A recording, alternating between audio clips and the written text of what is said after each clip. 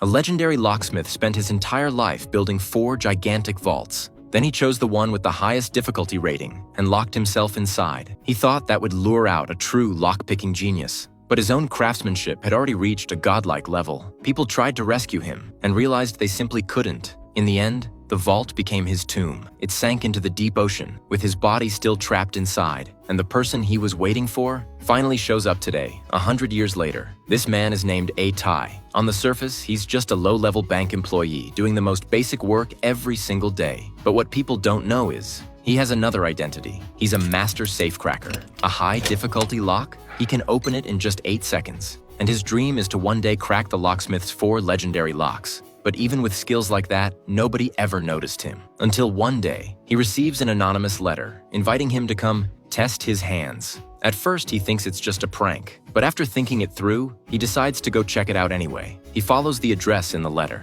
After giving the correct password at the door, a bodyguard leads him deep inside, and that's when he sees it. Everyone gathered there is a top-tier lockpicking master from different cities, except Tai is the only one standing there confused. He thought this was going to be some serious meeting, but instead, he's basically forced into a lock-picking competition. Before he even fully understands what's going on, someone on the floor already opens the lock. Then a second, then a third. Only one spot is left. That's when Tai finally moves. He places his hand on the dial, gives it a few smooth turns, and he takes the last spot. Round 2 is even harder, but for Tai, it's still no big deal. This time, the long-haired guy opens it first again. Tai comes right after him, so the two of them advance to the final round. But this last lock is on a completely different level. Even the confident long-haired guy pulls out a special tool.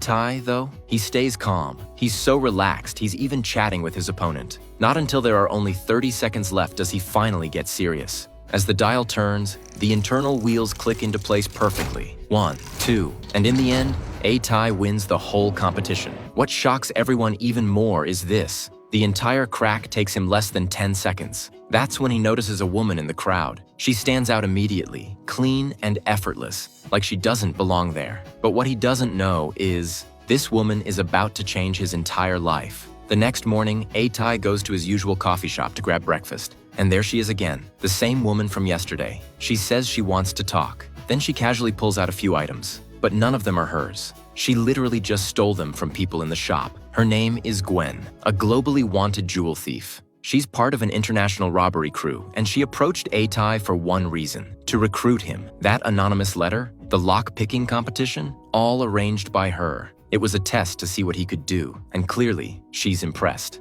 At first, Tai wants nothing to do with this mess. He'd rather die than get dragged into a criminal crew. But then Gwen reveals their next target, and it instantly makes Tai's heart race, because they're going after the locksmith's 4 legends. Aside from the one that sank into the ocean, the other 3 are still being used by the World Bank to this day. But there's a catch. Their service term ends in 4 days. Once that deadline hits, all the vaults will be destroyed, meaning this is Tai's last chance to ever touch those legends. Gwen doesn't pressure him. She simply leaves him an address and gives him time to think. After one long night, Tai makes his decision. He joins. Soon, he follows the address to Gwen's base, and one by one, the rest of the crew shows up. A hacker girl handling the tech and logistics, a bearded driver for the getaway, and a tough leader who's the team's muscle. After confirming the key intel and the full plan, they finally begin the operation.